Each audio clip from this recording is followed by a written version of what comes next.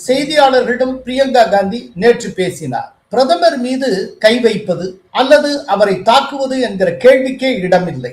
அப்படி ஒரு திட்டம் இருந்தது என்று யாராவது சொன்னால் அது முற்றிலும் தவறு. It is an absolute lie.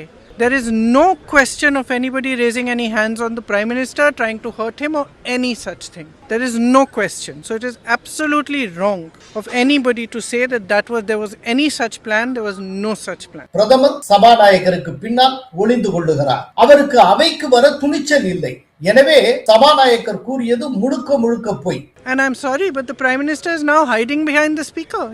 They are making the Speaker say all this. Because yesterday he did not have the guts to come in the House. பிரதமர் இருக்கைக்கு முன் 3 பெண் எம்பிக்கள் நிற்கிறார்கள். அதனால் என்ன என்று பிரியங்கா காந்தி கேள்வி எழுப்பினார். So the women MPs were standing in front of the Treasury bench. So what? ஒரு சாதாரண குடிமகனாக ஒரு எளிய கேள்வியை நாம் எழுப்புவோம். லோக்சபாவில் ஒவ்வொரு எம்பிக்கும் தனித்தனியாக இருக்கையும் மைக்கும் தரப்பட்டுள்ளன.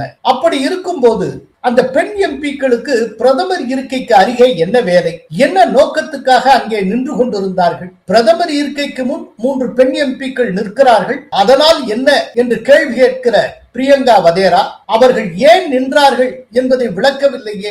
ஏன் தன்னுடைய இருக்கையை விட்டுவிட்டு பிரதமர் இருக்கை வரை வந்து அவரது இருக்கையை சுற்றி பெண் எம்பிக்கள் சிலர் நிற்கின்றனர் என்றால் அதை சந்தேகிக்காமல் எப்படி இருப்பது?